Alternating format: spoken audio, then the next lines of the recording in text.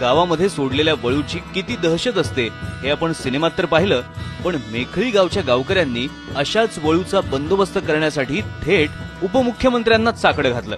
एक तर काम असं गमतीचं सांगितलंय की म्हणले त्या मेखळी येथे एक मोकाट बैल आहे ज्याला आपण वळू म्हणतो, त्याला पकडून द्या म्हणले. त्यांनी आतापर्यंत 50 बैल मारलेत आणि कितीतरी जणांना जखमी केलेलं आहे आणि 16 बैल तर मारूनच टाकलेले.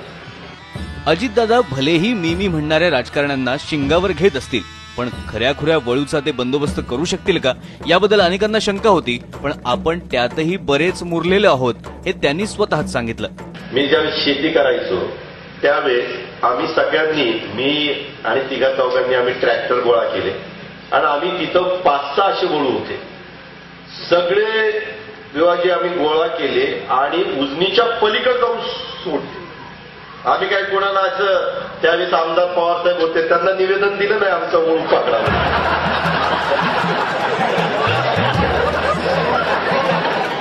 वळू पकडण्याचे ते दिवस आठवत मग दादांनी वळू पकडण्यासाठी साकडं घालणाऱ्या गावकऱ्यांचीच गालातल्या गालात हसत खिल्ली उडवली. एवढ्याच तयारी वळू पकडायला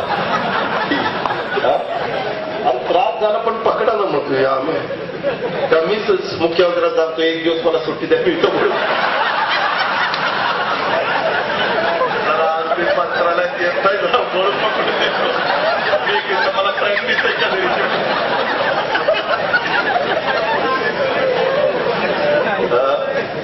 पण नुसता हा वळू पकडणार नाही, पण आईचं वळू पकडणार. मेकडीमध्ये त्रास देणारे सगळे वळू पकडणार. खरं तर वळूमुळे मेखळीचे गावकरी बरेच त्रासलेत. आता दादाच त्या वळूचा चांगला बंदोबस्त करतील अशी या गावकऱ्यांची भाबडी आशा.